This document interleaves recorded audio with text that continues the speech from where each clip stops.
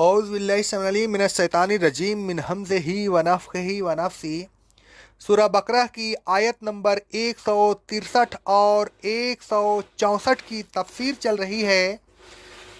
اللہ رب العالمین فرماتا ہے سورہ السورہ کی آیت نمبر 28 اور 29 میں، اللہ ہی ہے جو لوگوں کے نا امید ہو جانے کے بعد بارش برساتا ہے اور اپنی رحمت کو ہر طرف پھیلا دیتا ہے۔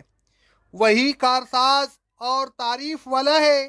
اس کی نشانیوں میں سے آسمانوں اور زمین کا پیدا کرنا اور ان دونوں میں جانوروں کا پھیلا دینا بھی ہے، اور وہ جب چاہے جانوروں کو جمع کر لینے پر قادر ہے۔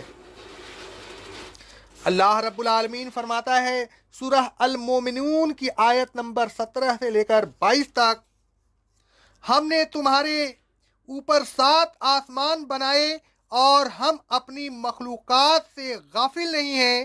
ہم ہی نے آسمان سے مقررہ مقدار میں پانی برسایا، پھر اس کو زمین میں ٹھہرا دیا، اور ہم اس پانی کو لے جانے پر بھی قادر ہیں۔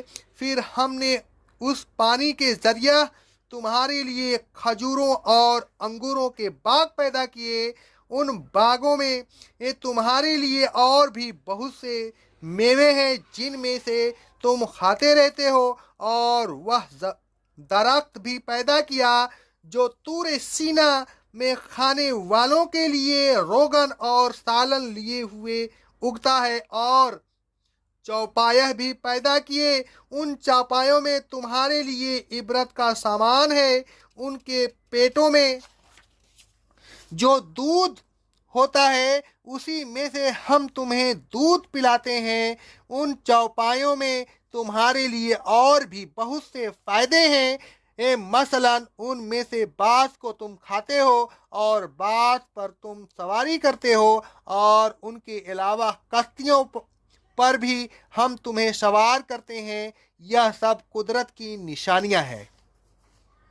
اللہ رب العالمین فرماتا ہے سورہ زخرف کی آیت نمبر 9 سے لے کر 12 تک، اے رسول صلی اللہ علیہ وسلم، اگر آپ ان کفار سے پوچھیں کہ بتاؤ آسمان اور زمین کو کس نے پیدا کیا، تو یہ جواب دیں گے زبردست علم والے اللہ نے پیدا کیا۔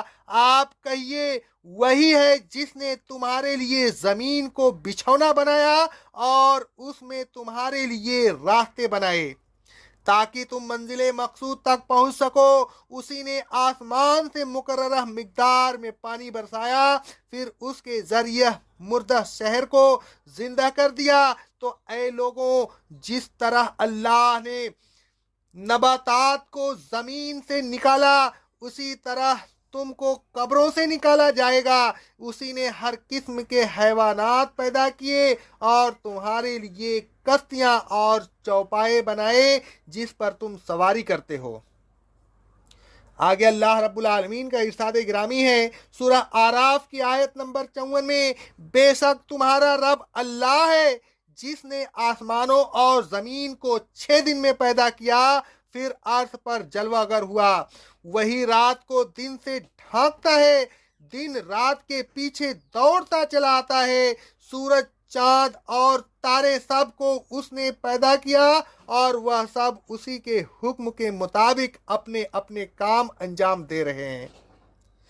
خبردار ہو جاؤ، پیدا کرنا اسی کا کام ہے اور حکم بھی اسی کا چلتا ہے۔ وہ اللہ رب العالمین ہے اور اس کی ذات بڑی بابرکت ہے۔ سب کچھ اسی کی برکت سے ہو رہا ہے۔ اللہ رب العالمین فرماتا ہے سورہ آراف کی آیت نمبر 57 میں، اللہ ہی اپنی رحمت یعنی باران رحمت سے پہلے خوشخبری دینے والی ہوائیں بھیجتا ہے۔ اللہ رب العالمین فرماتا ہے سورہ نحل کی آیت نمبر 5 میں، چوپایوں کو بھی اسی نے پیدا کیا، ان میں تمہارے لیے مردہ سردی سے بچنے کا سامان اور بہت سے فائدے ہیں، اور ان میں سے بعض کو تم کھاتے بھی ہو۔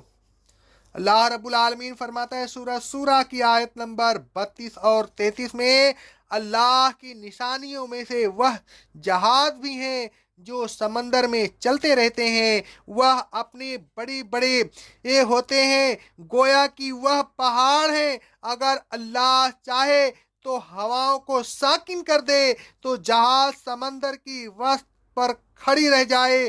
الغرض ان تمام باتوں میں صبر و شکر کرنے والوں کے لیے بڑی بڑی نشانیاں ہیں۔ اللہ رب العالمین فرماتا ہے سورہ الجاثیہ کے آیت نمبر 3 سے لے کر 5 تک، بے شک آسمان میں اور زمین میں مومنین کے لیے بڑی بڑی نشانیاں ہیں، اور اے لوگوں تمہارا پیدائش میں بھی اور ان جانوروں میں بھی جن کو اللہ نے روئے زمین پر پھیلا دیا ہے، یقین کرنے والوں کے لیے اللہ تبارک و تعالیٰ کی توحید کی بہت سی نشانیاں ہیں۔ مزید برآں رات اور دن کے آنے جانے میں، اس بارش میں جو اللہ رب العالمین نے آسمان سے نازل فرمائی اور اس کے ذریعہ زمین کو اس کے مردہ ہو جانے کے بعد زندہ کر دیا، اور ہواؤں کے چلانے میں عقل والوں کے لیے بہت سی نشانیاں ہیں۔ اللہ رب العالمین فرماتا ہے سورہ جاثیہ کی آیت نمبر 12 اور 13 میں، اللہ ہی ہے جس نے تمہارے لیے سمندر کو مسخر کر دیا تاکہ اللہ کے حکم سے اس میں کشتیاں چلتی رہیں اور تم اللہ کا فضل تلاش کرتے رہو، یعنی روزی کماتے رہو اور اللہ کا شکر ادا کرتے رہو۔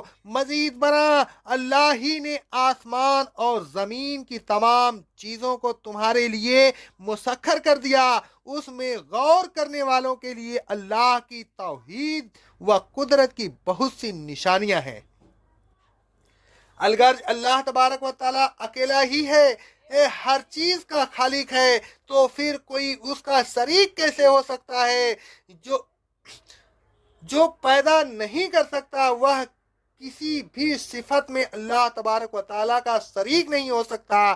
پیدائش کی صفت پر زور دیتے ہوئے اللہ تبارک و تعالیٰ نے اپنی ذات و صفات و حقوق میں بار بار اپنی یکتائی اور توحید کو ثابت کیا ہے۔ اللہ رب العالمین فرماتا ہے سورہ رات کی آیت نمبر 16 میں، کیا ان لوگوں نے اللہ کے شریک بنا رکھے ہیں؟ کیا ان شریکوں نے اللہ کی مخلوق جیسی کوئی مخلوق پیدا کی ہے جس کی وجہ سے ان لوگوں کے لیے شرکا کا مخلوق اور اللہ کی مخلوق میں مشابہت پیدا ہو گئی ہے؟ اگر ایسا ہوتا تو ان معبودان باطل کو اللہ تبارک و تعالیٰ کا شریک بنانا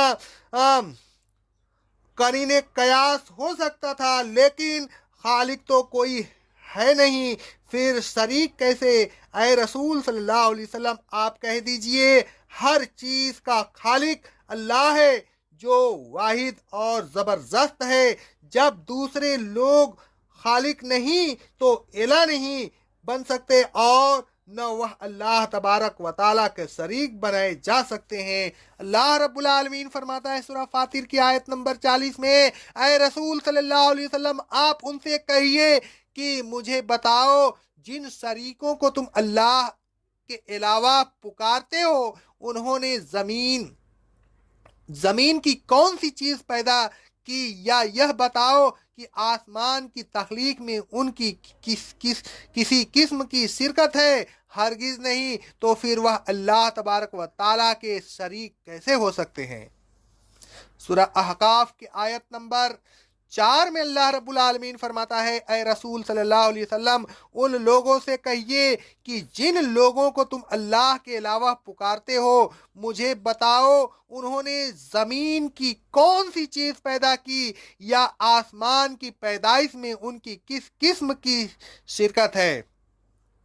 الغرض کائنات اور کائنات کی تمام اشیاء کی تخلیق ہی وہ بنیادی نقطہ ہے جس کو اچھی طرح سمجھ لینے کے بعد ہر قسم کے شرک کی جڑیں کٹ جاتی ہیں۔ کسی ایک چیز کا بھی اللہ تبارک و تعالیٰ کے علاوہ کوئی خالق نہیں، لہذا کوئی بھی اللہ تبارک و تعالیٰ کے علاوہ الہ نہیں۔